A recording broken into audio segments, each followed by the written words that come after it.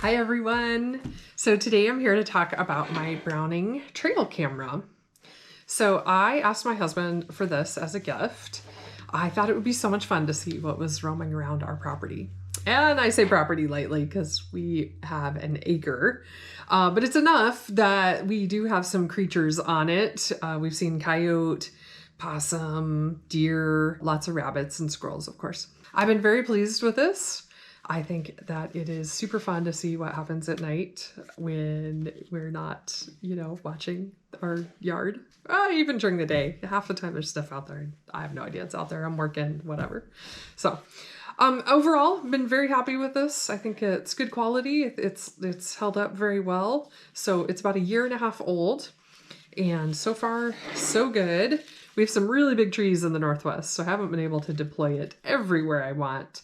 But I've chosen smaller trees or different ways to attach it, and it's worked out just fine. So the strap is all tangled up right now, but the strap is a few feet long, so it'll go around most smaller trees. So there it is, doubled up. So that's an easy thing. You just strap it around the tree, and it has a little clamp that's got teeth on it, so it grabs onto itself and cinch it down, and it hangs out no problem. So then you can open the camera, and the control panel is inside here. The batteries are inside the unit. There's an eject button, which pops out the tray on the bottom. Takes 6 AA, and those last for several months. I think I've only changed these out maybe twice. I actually only remember changing them once. So that seems like a really long time, but I'll say like once or twice. So every maybe 6 months to 9 months. So battery life good. Then also on the underside is the SD card. So SD card just slides into the bottom of it right there. And put that back in. And I would say that it holds about 50 or so 1-minute videos. Obviously, you could put a larger card in, it would go longer. Whatever the standard card is that I put in or came with it. Oh, I'm going to have to look that up. I'm not sure if one came with it or not. I feel like one came with it. And that is a 32 gigabyte card. So it's a pretty decent sized card. So, but they're so cheap these days. You can pick up a bigger one really easily. All right, and then on the actual unit itself, you turn it on. So if you're just going and leaving it, so make sure the SD card is in, you've got battery life, turn it on, and that's it. So it does have a menu option here, and you push it, and you can set the date, the time. There's different video modes, capture delay. So you don't want it going off at every little thing. You want to make sure there's actually something substantial going by. Video length, I have it set for 30 seconds right now. Temperature units are set in Fahrenheit. It does show the temperature at the bottom of the video. I'll show a video.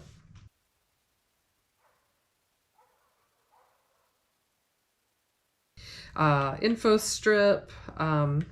And that's part of that. What shows on the bottom there is an info strip, so I guess you can turn that off. I did not realize that.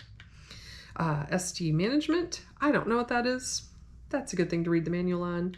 You can do a motion test and see kind of what field of vision it's picking up the motion in. You can also rename it. I think this is the default probably. It says Trail Cam 01. And then there's default, delete all, SW upgrade, I don't know what that is. And we're back to date. So those are all the options. So when you go to deploy it in your yard or wherever, make sure it's on, click it shut, wrap it around the tree, and that's it. And then see what kind of hijinks ensue. I would say the only thing that has been a problem with this is I live in a very rainy climate, and when it gets wet, it tends to get kind of fogged up, and the picture quality isn't as good as it could be. But I think normally it works pretty well. I do try to deploy it in a more protected location, either under a tree or under the eaves of the house. somewhere where it's not going to just get absolutely battered with rain all the time. Sometimes the picture quality has been bad just because of moisture or whatever. So, but I would say about 90% of the time it hasn't been an issue at all. It does pick up motion. So if it's windy and the leaves are blowing in front of it, then it definitely will record things that it doesn't need to record necessarily. I've also noticed too, if I have it set up on the edge of the property and it's catching the road in the field of vision, I will get a lot of videos of cars driving by. So obviously that's more user error than the camera's fault. I think sometimes too, the delay, I think you'll have to, adjust the delay to see if it's picking up the wildlife you want it to pick up. Sometimes I just see kind of the butt end of a deer go by. So if something runs by quickly, it may or may not even start. I've definitely seen online people are pointing this where animals are hanging out, lingering, that makes a difference too. I don't think I have any other cons for this. It's mostly been reliable and I've been happy with it.